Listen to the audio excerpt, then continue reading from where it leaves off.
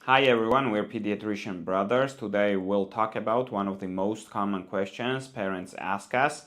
Why isn't my child talking yet? If your baby says only few words or seems behind compared to others, do not panic, but also do not try to ignore it. Let's understand what's normal, what's not, and when should we take action.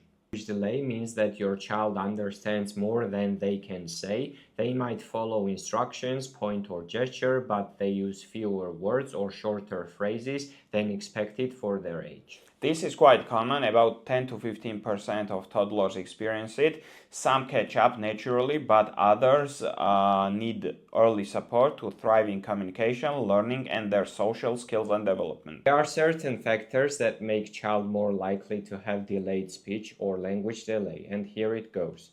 The first one is male sex, also family history of speech or learning issues, poverty or a low education level of parents.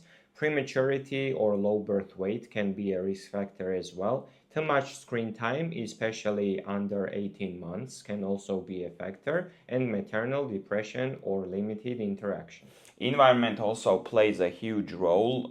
Talking, reading, and singing to your child on daily basis can make a big difference. These simple activities literally build language pathways in the brain.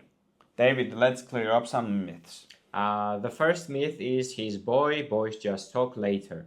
Boys may start slightly later, but if milestones are missed, it always needs an evaluation. Second myth is about bilingual children, and someone might say that she's bilingual, so that's why she's behind. It's also not true. Bilingual kids might mix languages early on, but true delay shows in both languages.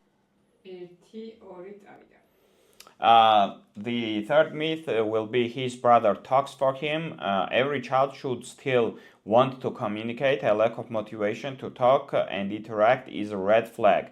The other one can be also he understands everything, but he just doesn't talk. Sometimes kids appear to understand, but actually they rely on gestures or routines. So receptive delays can also be missed if we do not pay attention to this. There are also a few red flags that should be pointed out. So if a child doesn't babble at 9 to 10 months, that is an issue. If a child doesn't say mama, papa, dada by 12 months, that is an issue. If if a child doesn't use additional word by 15 months to request or comment on anything by 15 months, that is an issue. If child doesn't have at least 3 words that are used to make requests or comments by the 18-month state, that also should be considered abnormal. And if there are no 2-word phrases by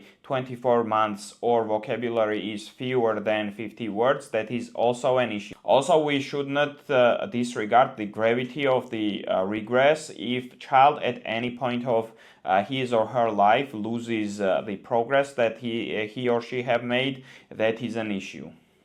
These can indicate not only speech delay, but sometimes hearing issues or some other broad developmental conditions like autistic spectrum disorder. To conclude, don't wait and see, check and act.